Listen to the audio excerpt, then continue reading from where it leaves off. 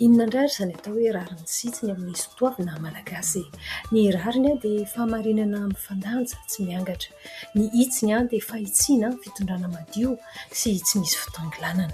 Ny rariny sitsiny izany dia fitondrana sy fomba fisainana mifototra amin'ny marina, ny fahitsiana ary ny tsy fitanilanana.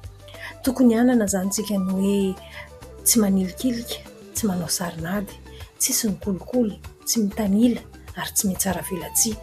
Tokony hampiroborobo ny toe-tsaintsika hoe mitovy lenta amin'ny lalàna rehetra, alefa na marina na dia marary aza, tsy manao izay mahafinaritra fotsiny fa izay tokony hatao, manome lanja ny asa sy ny zo ary manaja ny zon'ny hafa, mitsangana miaro ny marina, tsy matahotra fa teny.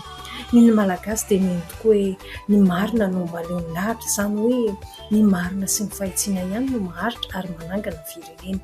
Rariny sitsy dia manitsika ny vahoaka fantatra hoe tsy misy fandrosoana rehefa tsy misy fahamarinana sy tsy fitoviana.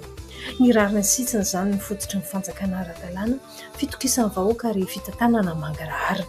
Izany dia midika hoe rafitra manaja ny zon'olombelona, tsy miangatra amin'ny fitsarana, fitantanana mangarahara, fanoherana entitra ny kolikoly, fampitoviana ny fidirana amin'ny asa, ny harena sy ny tolotra fototra, fampiroboroboana ny rafitra mitandrina ny fahamarinana, fandraisana andraikitra ary valikafatra madio.